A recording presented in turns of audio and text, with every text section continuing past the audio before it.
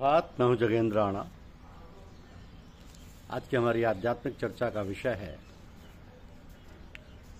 संत विश्व कल्याण के परम आधार। संत विश्व कल्याण के परम आधार।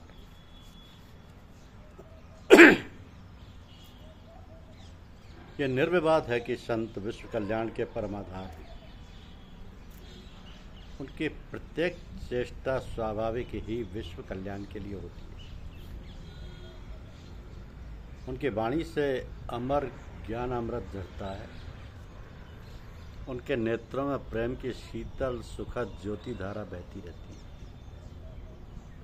उनके मस्तिष्क से अखिल जगत का कल्याण प्रसूत होता है।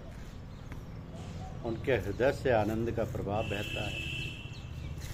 जो कोई भी उनके संपर्क में आ जाता है वही पाप ताप से मुक्त होकर महात्मा बन जाता है। वह जिस स्थान में रहते हैं वही स्थान पुण्य तीर्थ बन जाता है। वह जो उपदेश करते हैं वही पावन सत्कर्म शास्त्र बन जाता है। वो जिन कर्मों को करते हैं वही कर्मादर्श समझे जाते हैं। संत सभी देश सभी धर्मों और संप्रदायों में होते हैं। हिंदू मुसलमान ईसाई यहूदी पारसी आदि सभी मतों में सच्चे संत हैं। किसी देश या काल विशेष से संतों को संकुचित नहीं किया जा सकता। सभी देशों में सभी समय कोई ना कोई संत रहते हैं और वे छिपे या जाहिरा तौर पर जगत का कल्याण करते रहते हैं। एक सूफी संत हुए हैं महात्मा नूरी। उनका जन्म खुरासान में हुआ था। आप इतने नेक दिल इंसान थे कि अपना भोजन भी भूखे और गरीबों में बांट देते थे। आपके चेहरे से ऐसा प्रकाश निकलता था कि आपका मकान प्रकाशित हो जाता था। इसी कारण आपको नूरी की उपाधि दी गई। तो आप धर्मशास्त्रों के प्रकांड विद्वान, आंतरिक साधना के मर्मज्ञ और आध्यात्मिक ज्ञान के पूर्ण धनी थे। साधना की एक अवस्था जिसमें साधक परम सत्य का साक्षात्कार करता है और परमात्मा के साथ एकत्व प्राप्त कर लेता है। उस परम सत्ता में लय हो जाने की इस अवस्था को सूफियों की भाषा में वजद कहते हैं। तो साधना पथ पर चलते चलते कभी कोई साधक ऐसी मंजिल पर पहुंच जाता है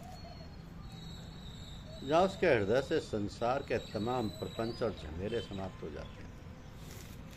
यहाँ तक कि कोई भी सांसारिक इच्छा और वासना नहीं रह जाती। अब ईश्वर के ध्यान चिंतन और मनन के सिवा और कुछ भी उसके हृदय में नहीं रहता। इस अवस्था में पहुंचने पर उसके हृदय का द्वार खुल जाता है। उसमें परमानंद का प्रवेश हो जाता है और समस्त इंद्रियों के विषयों से परे हो जाता है और आध्यात्मिक लोक में पहुंच जाता है। तो जहाँ काल और स्थान नाम की कोई वस्तु नहीं, ऐसी अवस्था को महात्मा नूरी प्राप्त कर चुके थे। एक बार की बात है कि महात्मा नूरी स्नान कर रहे थे कि कोई आपके कपड़े उठाकर चलता बना। वो अभी थोड़ी दूर ही गया था कि उसके दोनों हाथ मारे गए। वो घबराकर चुराए हुए कपड़े वापस दे गया। आपको उसकी ऐसी दशा देखकर बड़ी दया आई और आपने दुआ की कि हे अल्लाह, इसने मेरे कपड़े वापस कर दिए, तू वे इसकी हाथों की ताकत लौटा दे। इस दुआ के करते हुए मनुष्य उसी समय स्वस्थ हो गया और अपने अपराध की आपसे क्षमा मांगी, माफी मांगी। आपने न केवल उसको माफ कर दिया बल्कि उसको कुछ धन भी दिया ताकि कुछ काम धंधा कर ले और भविष्य में जीवन यापन के लिए चोरी ना करनी पड़े। बगदाद में एक बार आग लगने से बहुत से मनुष्य जल गए। उस आग में किसी अमीर के 2 गुलाम भी फंस गए। तो उसने ऐलान किया कि जो मेरे गुलामों को आग से बाहर निकाल लाएगा उसे मैं 1000 दीनार दूंगा। अब इनाम की बात तो ठीक थी, परंतु आग में घुसकर अपनी जान कौन दी। तो संयोग से महात्मा नूरी वहां से गुजर रहे थे। आपने जब सुना कि 2 गुलाम आग में फंसे हुए हैं तो आपके दिल में दया का भाव उमड़ पड़ा और बिस्मिल्लाह रहीमान रहीम अर्थात शुरू करता हूँ इसी काम को अल्लाह के नाम से, जो रहमान अर्थात परम दयालु और रहीम अर्थात परम कृपालु है। रहमान निर्रहीम तो पढ़कर आग में घुस गए और उन गुलामों को निकाल लाए। आग ने आपके ऊपर कोई असर नहीं किया। और जब उस अमीर ने इनाम के 1000 दीनार देने चाहे तो फरमाया, ये न तुम अपने ही पास रखो, क्योंकि मुझे धन का लोभ लालच न होने के कारण ही खुदा ने यह पद प्रदान किया है कि मैंने इस लोक को परलोक से बदल लिया है। जब उस अमीर ने अधिक आग्रह किया तो आपने कहा, अच्छा इस धन को जरूरतमंदों और गरीबों में बांट दो। तो आध्यात्म ज्ञान प्राप्ति के संबंध में महात्मा नूरी का कथन सूफी जगत में सर्वोच्च माना जाता है। आप कहते हैं कि परमात्मा को पाने का रास्ता परमात्मा के सिवा और कोई नहीं बता सकता। अपनी बुद्धि के द्वारा मनुष्य उस परमात्मा को जानना चाहता है, लेकिन एक सीमा तक पहुंचकर उसकी गति अवरुद्ध हो जाती है और मनुष्य को अपनी असहाय अवस्था का बोध होने लगता है। रामचरितमानस में तुलसीदास जी ने भी यही बात कही है कि सोई जानई देह जेहि देव जनाई, सोई जानई जेहि देव जनाई, जानत तुम्हें तुम्हें हो जाई, तुमरे कृपा तुम्हें रघुनंदन, जाने भगत भगत और चंदन। जब कोई साधक उस परमात्मा से दया की भीख मांगता है तब परमात्मा की दया से ही वह उसे जान पाता है, तब उसकी आत्मा को परम शांति प्राप्त होती है। और सूफी संतों के यहाँ चमत्कार दिखाना बड़ी बात नहीं मानी जाती और ना ही कोई महत्व दिया जाता है, बल्कि सूफी संत की महानता इस बात में मानी जाती है कि वह संसार में रहते हुए अपने सदाचार, सद्व्यवहार, सच्चरित्रता की मिसाल कायम करें।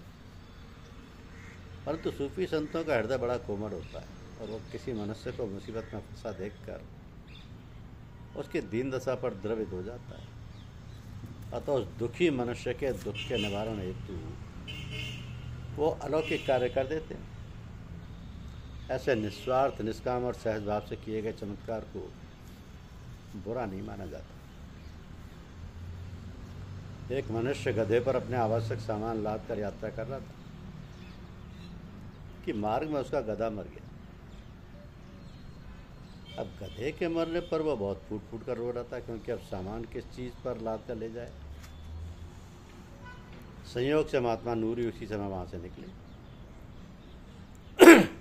यात्री के दीनहीन दशा देखकर उन्हें दया आ गई। आपने गधे को ठोकर मारकर कहा, अरे ये कुछ होने का समय। इतना कहना था कि गधा उठ खड़ा हुआ और वह यात्री बड़ा प्रसन्न हुआ।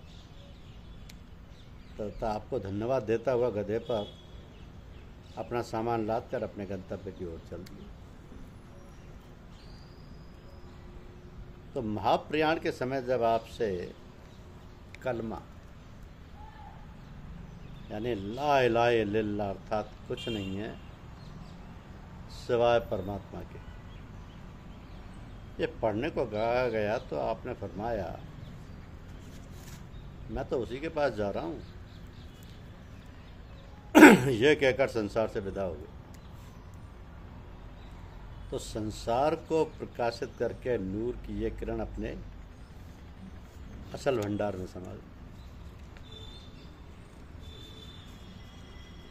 इसलिए संत विश्व कल्याण के परम आधार हैं।